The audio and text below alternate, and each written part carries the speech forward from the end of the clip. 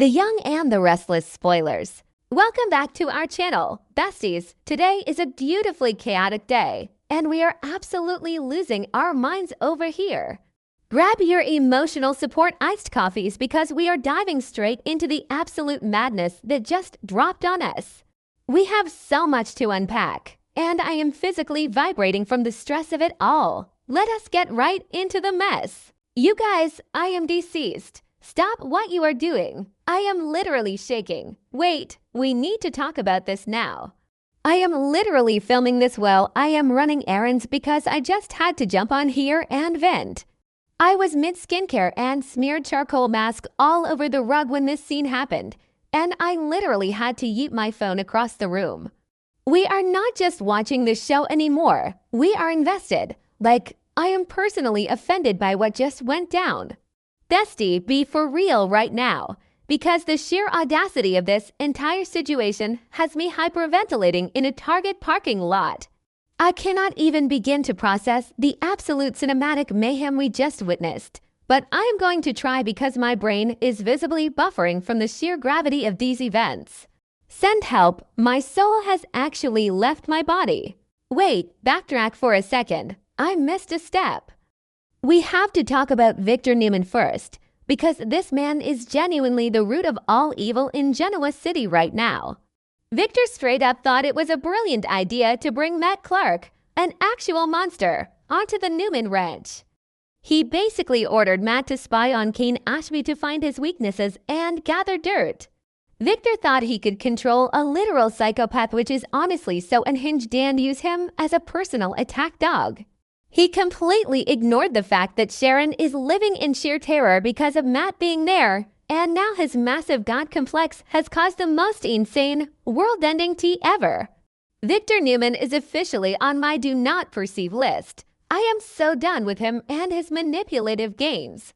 Oh, hold on. I should have mentioned this earlier, but Kane Ashby was holding the ultimate trump card. Basically, Kane was the only bone marrow match for Malcolm Winters, and he was legit using that to blackmail Lily for control of Chancellor Winters. It was a whole messy situation, and Lily was entirely backed into a corner.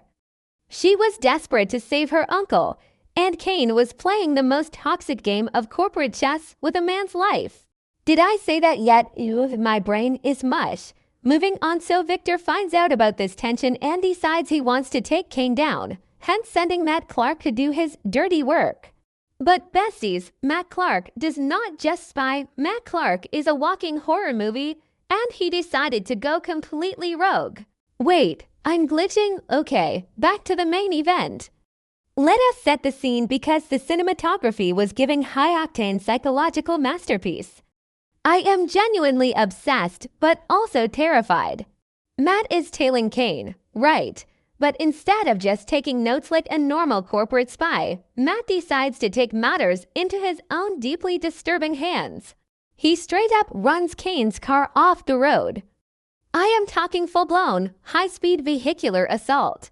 Kane's car is forced into the median with this sickening, metallic crunch that genuinely made my jaw drop to the floor. And don't even get me started on the vibes. The sky was dark. The streetlights were flickering with this weird, eerie yellow glow. And I swear there was this low, humming background noise that made the whole thing feel so incredibly ominous.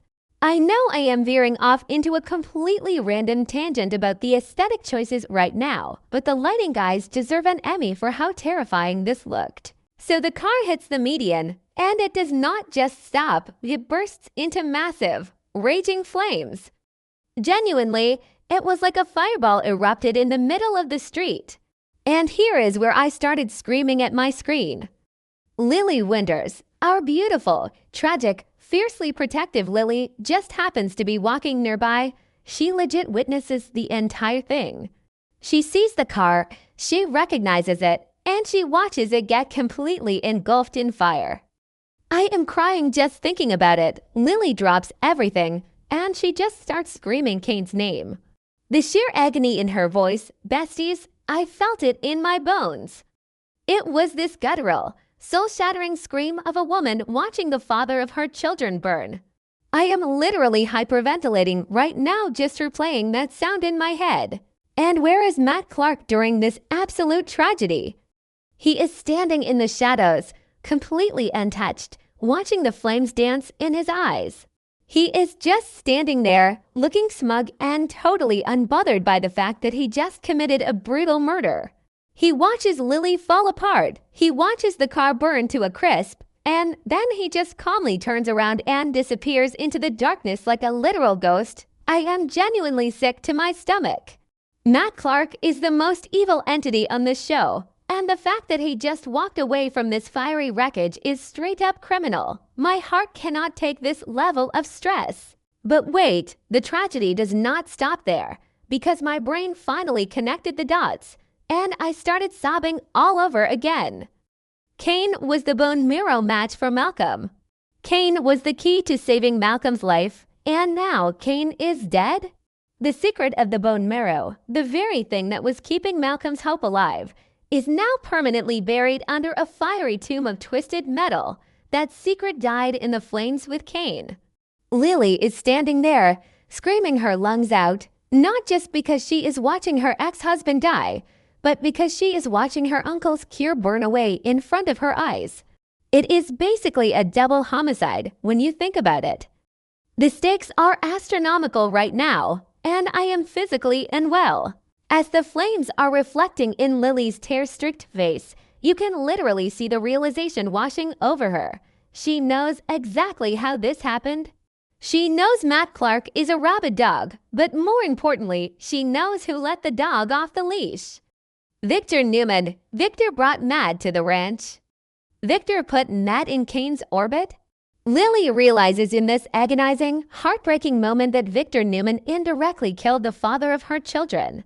Victor's arrogance, his need to control everything, his absolute disregard for human life, it all led to this exact moment. Lily is standing there, consumed by the most intense, suffocating guilt and hatred I have ever seen on television. Besties, you need to understand the psychological damage this is doing to Lily right now. She was already desperate, already cornered by Kane's blackmail, and now she is drowning in a vortex of trauma. She is blaming herself for the blackmail. She is blaming Matt for the crash. But most of all, she is blaming Victor Newman for playing God with their lives. The look in her eyes as she stared at that burning car.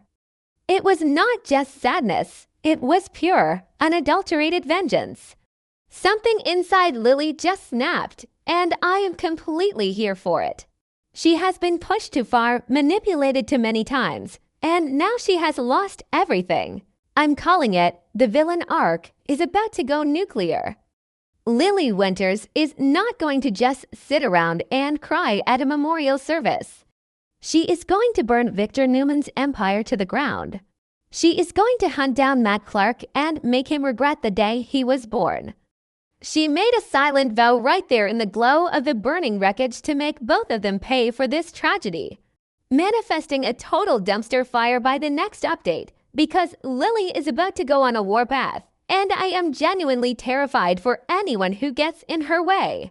She is officially entering her most ruthless era, and we are absolutely living for it. I need to go lie down and stare at the ceiling for an hour because this situation is now my entire personality and I am not okay. See you in the next video, if I survive this.